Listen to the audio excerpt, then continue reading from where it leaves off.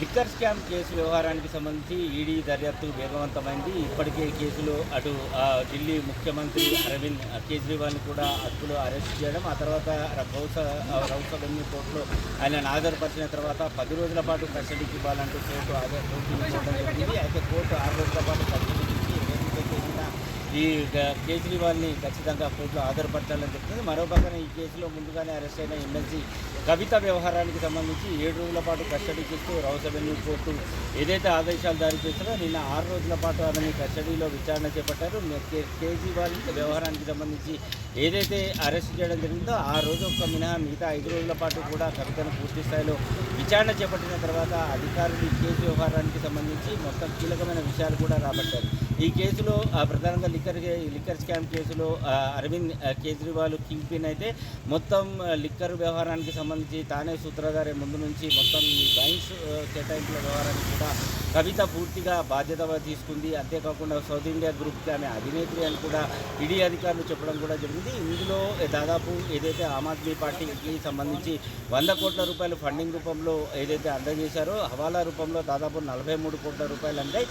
దాన్ని అరవింద్ కేజ్రీవాల్ ఇటు పంజాబ్ ఆ తర్వాత గోవాకు సంబంధించిన ఎన్నికల సమయంలో వాటిని ఖర్చు పెట్టారని చెప్తున్నారు. మిగతా డబ్బు ఎక్కడికి వెళ్ళింది ఏంటి అనే విషయంపైన ఆరాధించారు. మరో పక్కన కవితకు ఈ లిక్కర్ స్కామ్ కేసు వ్యవహారంలో దాదాపు 192 కోట్ల రూపాయల ఏదైతే లబ్ధి చేకూరిందని అధికారులు భావిస్తున్నారో వాటిని ఎక్కడ ఉంచారు, దానివల్ల ఆస్తులు కొనుగోలు చేశారా లేదంటే ఏదైనా ఆ వ్యాపారంలో పెట్టుబడి పెట్టారన్న కోణంలో విచారణ చేస్తున్నారు. అందులో భాగంగానే కవితకు సంబంధించి మాదాపూర్తో పాటు ఆమె బంధువులు ఇళ్లలో గచ్చిబౌలిలో మొత్తం సిటీలో ఏకకాలంలో 10 చోట్ల కూడా ఆమె బంధువుల ఇళ్లలో సోదాలు చేస్తున్నారు. ఎందుకంటే ఈ లిక్కర్ స్కామ్ వ్యవహారంలో ఏదైతే కవితకు లబ్ధి చేకూరిన దాదాపు 192 కోట్లు అంటే 200 కోట్ల రూపాయల పైనే ఆమె ఏదైతే ఈ లిక్కర్ స్కామ్లో ఆమె ఆ అవినీతి సొమ్ము అనేది మూట కట్టుకోవడం కూడా జరిగింది. ఆ డబ్బులన్నింటినీ కూడా ఎక్కడ పెట్టారు ఏంటి అనే విషయాలు ఖచ్చితంగా కుటుంబ సభ్యులతో పాటు బంధువులకు కూడా తెలిసే ఉంటాయి. ఒకవేళ ఆమె ఏదైతే ఆస్తులు సంపాదించినా వ్యాపారంలో పెట్టుబడి పెట్టినా వాటికి సంబంధించిన డాక్యుమెంట్లు ఎట్టి పరిస్థితుల్లో ఈడీ కేసు నమోదు చేసిన తర్వాత తన ఇంట్లో దాచుకునే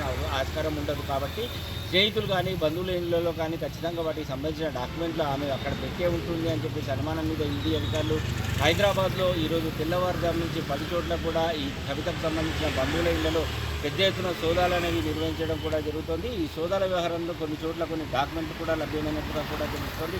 మరి కాసేపట్లో ఆమెని తిరిగి రౌస్ అవెన్యూ కోర్టులో కూడా ఆమెని హాజరుపరుస్తారు. ఈ కేసులో వ్యవహారానికి సంబంధించి గతంలోనే ఈడీ అధికారులు ఏదైతే తనని అరెస్ట్ చేయడం జరిగిందో దాంట్లో తనని ఈడీ అధికారులు సుప్రీంకోర్టు రూల్స్ నిబంధనలు పాటించలేదని ఆమె కోర్టులో వేసిన పిటిషన్ కూడా కోర్టు తోసిపుచ్చడం జరిగింది. అంతేకాకుండా బెయిల్ అంశాల వ్యవహారానికి సంబంధించి ఏదంటే ఈ రౌస్ అవెన్యూ కోర్టులో బెయిల్ అప్పీల్ చేసుకోవాలని చెప్పి కూడా సుప్రీంకోర్టు నిన్న ఆదేశాలు కూడా జారీ చేసింది. అయితే ఈ కేసులో ఇటు ఒక పక్కన కస్టడీ పూర్తయిన నేపథ్యంలో కవితను మరి కాసేపట్లో కోర్టులో హాజరుపరచగా మరో పక్కన కవిత లీగల్ టీం కూడా ఆమె బెయిల్ పిటిషన్ అంశాన్ని కోర్టులో పిటిషన్ దాఖలు చేసేందుకు కూడా సిద్ధమైనది. ఏదేమైనప్పటికీ కవిత కేసు వ్యవహారానికి సంబంధించి ఆధారాలు సేకరించేందుకు ఈడీ అధికారులు పెద్ద ఎత్తున ఫోకస్ పెట్టారని చెప్తున్నారు.